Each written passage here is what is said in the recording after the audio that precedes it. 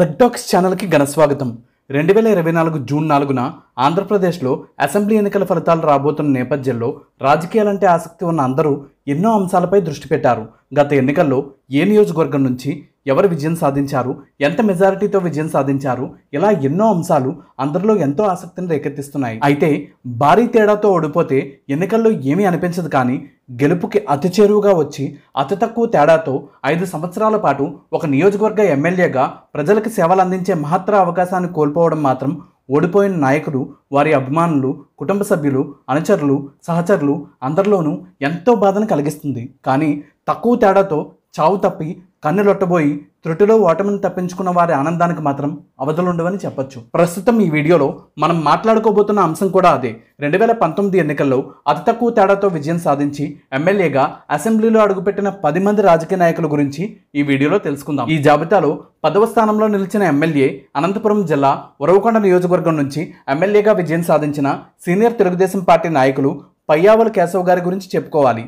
ఆయన 2019 ఎన్నికల్లో వైసీపీకి చెందిన వై విశ్వేశ్వరరెడ్డి గారిపై 2132 ఓట్ల స్వల్ప మెజారిటీతో విజయం సాధించారు. కేశవ్ గారు 1994లో తెలుగుదేశం పార్టీ అభ్యర్థిగా తొలిసారి ఉరవకొండ నియోజకవర్గం నుంచి ఎమ్మెల్యేగా పోటీ చేసి విజయం సాధించి తొలిసారి అసెంబ్లీలో అడుగుపెట్టారు.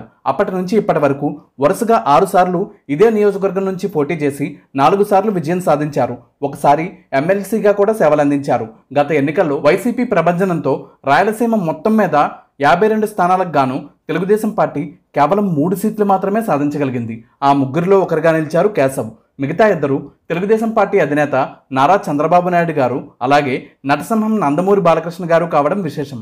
అతి తక్కువ ఓట్లతో గట్టెక్కిన వారిలో 9వ స్థానంలో నిలిచారు నెల్లూరు సిటీ నియోజకవర్గం నుంచి వైసీపీ అభ్యర్థిగా పోటీ చేసిన పోలుబోయిన అనిల్ కుమార్ యాదవ్ గారు. తెలుగుదేశం పార్టీలో ఎంతో కీలకంగా ఉన్న నారాయణ విద్యాసంస్థల అధినేత పొంగూరు నారాయణ గారిపై అనిల్ గారు 1988 ఓట్ల తేడాతో విజయం సాధించారు. 2009లో మొదటిసారి కాంగ్రెస్ పార్టీ అభ్యర్థిగా పోటీ చేసి కేవలం 90 ఓట్ల తేడాతో ఓటమి పాలైన ఆయన 2014 ఎన్నికల్లో మొదటిసారి ఎమ్మెల్యేగా వైసీపీ తరపున విజయం సాధించారు.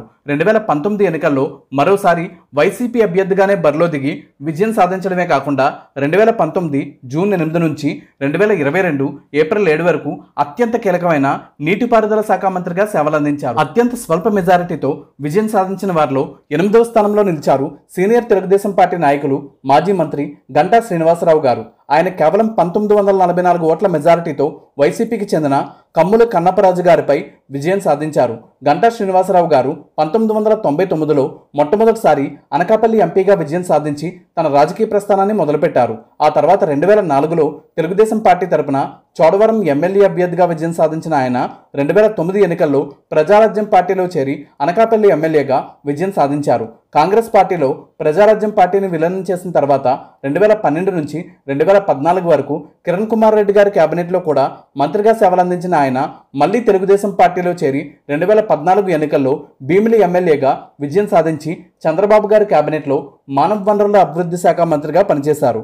2019 ఎన్నికల్లో విశాఖపట్నం ఉత్తర నియోజకవర్గం నుంచి విజయం సాధించిన ఆయన 2024 ఎన్నికల్లో భీమిలి ఎమ్మెల్యే అభ్యర్థిగా పోటీ చేస్తున్నారు. బాపట్ల జిల్లా పర్చూరు నియోజకవర్గం నుంచి తెలుగుదేశం పార్టీ అభ్యర్థిగా పోటీ చేసిన ఏలూరి సాంబశివరావు గారు అత్యంత తక్కువ మెజార్టీతో విజయం సాధించిన ఎమ్మెల్యేల్లో 7వ స్థానంలో నిలిచారు. ఆయన కేవలం 1647 ఓట్ల మెజార్టీతో విజయం సాధించారు. గతంలో 2014 ఎన్నికల్లో కూడా తెలుగుదేశం పార్టీ అభ్యర్థిగా పర్చూరు నియోజకవర్గం నుంచి ఆయన విజయం సాధించారు. గుంటూరు జిల్లా పొన్నూరు నియోజకవర్గం నుంచి వైసీపీ అభ్యర్థిగా పోటీ చేసిన కిలారి వెంకటరోసయ్య గారు అత్యంత స్వల్ప తేడాతో విజయం సాధించిన ఎమ్మెల్యేల్లో 6వ స్థానంలో నిలిచారు. ఆయన కేవలం 1112 ఓట్ల తేడాతో తెలుగుదేశం పార్టీ సీనియర్ నాయకులు, గతంలో పొన్నూరు నుంచే 5 సార్లు ఎమ్మెల్యేగా విజయం సాధించిన ధూళిపాల నరేంద్ర గారిపై విజయం సాధించారు.